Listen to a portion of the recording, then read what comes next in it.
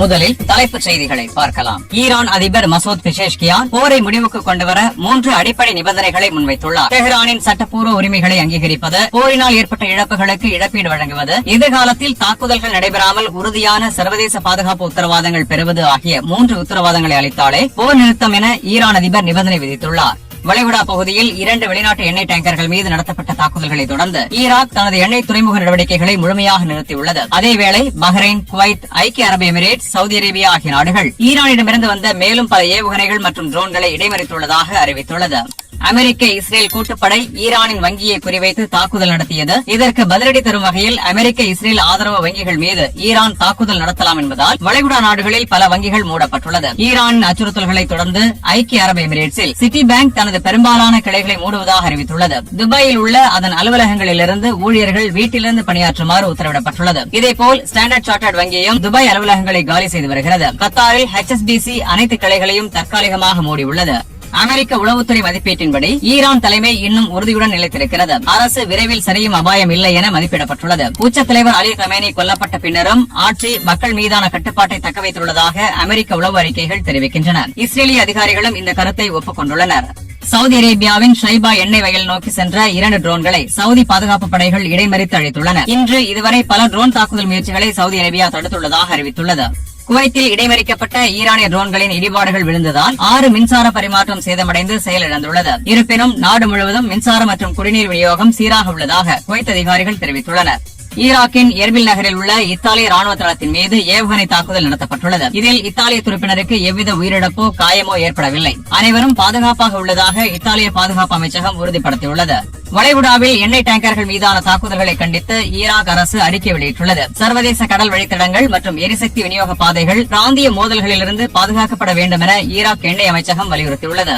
லெபனானின் தலைநகர் பெய்ரூத்துக்கு தெற்கே அரமோன் பகுதியில் இஸ்ரேலிய வான்வழி தாக்குதலில் 3 பேர் உயிரிழந்து ஒரு குழந்தை காயமடைந்துள்ளது. அதே நேரம் பெய்ரூத்தின் கடற்கரை பகுதியான ரம்லத் அல் பைதாவில் நடந்த மற்றொரு தாக்குதலில் 8 பேர் கொல்லப்பட்டு 31 பேர் காயமடைந்துள்ளனர். ஹார்மோஸ் ஜலசந்தையில் தாய் குடியுடன் சென்ற மயூரி நெறி என்ற கப்பல் மீது நடத்தப்பட்ட தாக்குதல் தொடர்பாக தாய்லாந்து வெளியுறவு அமைச்சகம் ஈரானிய தூதரை அழைத்து விளக்கம் கேட்டுள்ளது. கப்பல் எஞ்சின் அறையில் 3 குழுவினர் சிக்கியுள்ளதாகவும் அவர்கள் காணாமல் போயிருப்பதாகவும் கப்பல் நிர்வாகம் தெரிவித்துள்ளது. பஹ்ரைனின் முஹர்ரக் மாகாணத்தில் உள்ள எரிபொருள் சேமிப்பு கிடங்கு மீது ஈரானிய படைகள் தாக்குதல் நடத்தியதால் பெரிய அளவில் தீ விபத்து ஏற்பட்டுள்ளது என பஹ்ரைன் அரசு அறிவித்துள்ளது. இனி விரிவான செய்திகளை பார்க்கலாம். மத்திய கிழக்கில் தொடரும் போரின் பொருளாதார மற்றும் மனிதாபிமான பாதிப்புகள் குறித்து புதிய தகவல்கள் வெளியாகியுள்ளன. முதலில் அமெரிக்காவின் போர் செலவு குறித்து பென்டகன் அதிகாரிகள் அமெரிக்க சட்டம் இயற்றுபவர்களிடம் கூறியதாவது, ஈரானுக்கு எதிரான போரின் முதல் 6 நாட்களில் மட்டும் $11.3 பில்லியன் மேல் செலவானது. இந்த எண்ணிக்கை நியூயார்க் டைம்ஸ் மற்றும் வாஷிங்டன் போஸ்ட் போன்ற ஊடகங்களால் உறுதிப்படுத்தப்பட்டுள்ளது. கூட்டத்தில் தெரிந்தவர்கள் இதை ராய்டர்ஸ் மற்றும் பிற ஊடகங்களிடம் தெரிவித்துள்ளனர். இது போரின் தொடக்கக்கட்ட செலவுகளை பென்டகன் தொடர்ந்து கணக்கிடுவதால் மொத்த செலவு கணிசமாக உயரும் என்று சட்டம் இயற்றுபவர்கள் எதிர்பார்க்கின்றனர். இதுவரை வெளியிடப்பட்ட மிக விரிவான எண்ணிக்கை இதுவே. ஆனால் ஆரம்ப தாக்குதல்களுக்கு முன் படைகள் மற்றும் ராணுவ வன்பொருள் திரட்டல், போர் சேதங்கள் போன்ற பல முக்கிய செலவுகள் இதில் சேர்க்கப்படவில்லை என்று அதிகாரிகள் ஒப்புக்கொண்டுள்ளனர். குறிப்பாக முதல் 2 நாட்களில் மட்டும் $5.6 பில்லியன் முன்னணி ஆயுதங்கள் மட்டுமே செலவானதாக வாஷிங்டன் போஸ்ட் அறிக்கை தெரிவித்துள்ளது. CSIS எனப்படும் centre for strategic and international studies போன்ற திங்க் டேங்குகள் மதிப்பீட்டின்படி தினசரி செலவு $891 மில்லியன் வரை இருக்கலாம். சில காங்கிரஸ் உறுப்பினர்கள் தனியாக $1 பில்லியன் முதல் $2 பில்லியன் வரை தினசரி செலவு என்று கேள்விப்பட்டுள்ளனர். இந்த செலவுகள் அமெரிக்காவின் வருடாந்திர பாதுகாப்பு பட்ஜெட்டில் சேர்க்கப்படாதவை என்பதால் டிரம்ப் நிர்வாகம் விரைவில் கூடுதல் நிதி கோர வாய்ப்புள்ளது.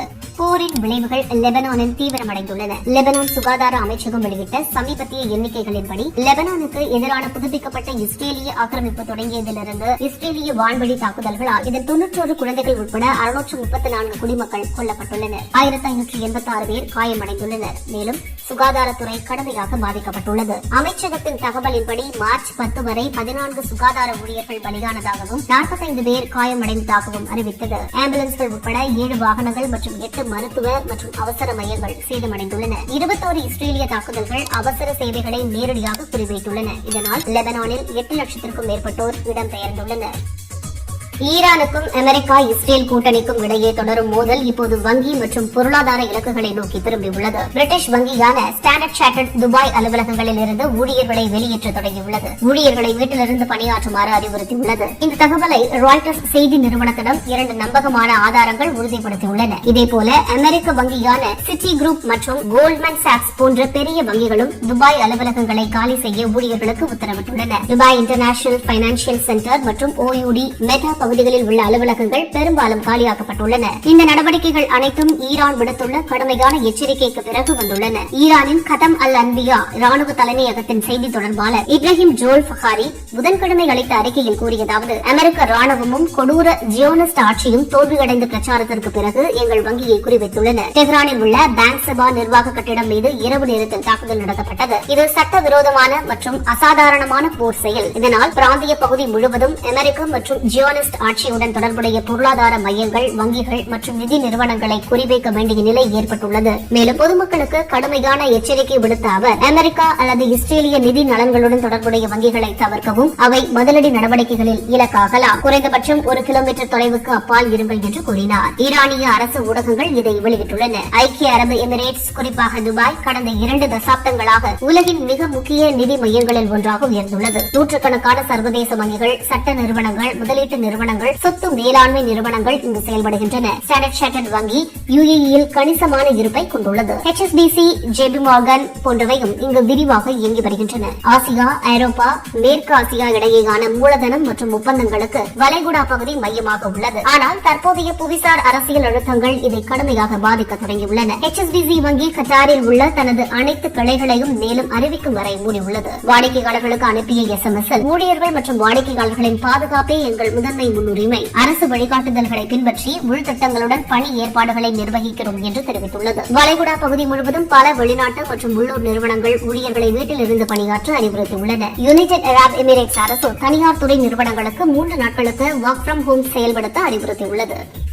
ஈரான் வெளியுறவு அமைச்சக செய்தி தொடர்பாளர் இஸ்மாயில் பஹாயி லெபனான் ஊடகமான அல் மயாதீனுக்கு அளித்த பிரத்யேக நேர்காணலில் ஈரானின் பதிலடி நடவடிக்கைகள் குறித்து விரிவாக பேசியுள்ளார். இஸ்மாயில் பஹாயி கூறியதாவது, ஈரான் அமெரிக்க இஸ்ரேலிய ஆக்கிரமிப்புக்கு முழு வலிமையுடனும் முழு தயார் நிலையுடனும் பதிலடி கொடுத்தது. இந்த பதிலடி முழுவதும் உள்நாட்டில் உருவாக்கப்பட்ட திறன்களை மட்டுமே நம்பியது. எந்த வெளிநாட்டு உதவியும் இல்லாமல் எங்கள் சொந்த ஏவுகணை மற்றும் ட்ரோன் தொழில்நுட்பத்தால் துல்லியமான தாக்குதல்களை நடத்தினோம். மேலும் வளைகுடா நாடுகளை குறிவைத்ததாகவும் பரவும் தகவல்கள் கடுமையாக மறுத்தார். அது தவறான கதை, பொய்யான பிரச்சாரம் என்று கூறினார். எங்கள் தாக்குதல்கள் வளைகுடா நாடுகளை இலக்காக கொள்ளவில்லை, மாறாக அந்த நாடுகளில் உள்ள அமெரிக்க சொத்துக்கள் மற்றும் அமெரிக்க தளங்களை மட்டுமே குறிவைத்தோம். அவை அமெரிக்க சொத்துக்கள் என்பதால் ஈரானிய ஆயுதப்படைகள் ஜியோனிஸ்ட் பகுதியிலும் அமெரிக்கர்கள் பயன்படுத்தும் தளங்கள் மற்றும் வசதிகளிலும் தாக்குதல்கள் நடத்தினர். ஆக்கிரமிப்புடன் தொடர்புடைய அமெரிக்க தளங்கள் மற்றும் வசதிகளை தாக்குவது பதிலடி சட்டகத்திற்குள் வருகிறது. இது சர்வதேச சட்டத்தின்படி எங்கள் தற்காப்பு உரிமை என்று வலியுறுத்தினார். கிடைத்த விரிவான தகவல்கள் மற்றும் ஆதாரங்கள் இலக்குகள் துல்லியமாக தாக்கப்பட்டதை உறுதிப்படுத்தியுள்ளன என்று கூறினார். அமெரிக்கா மற்றும் இஸ்ரேல்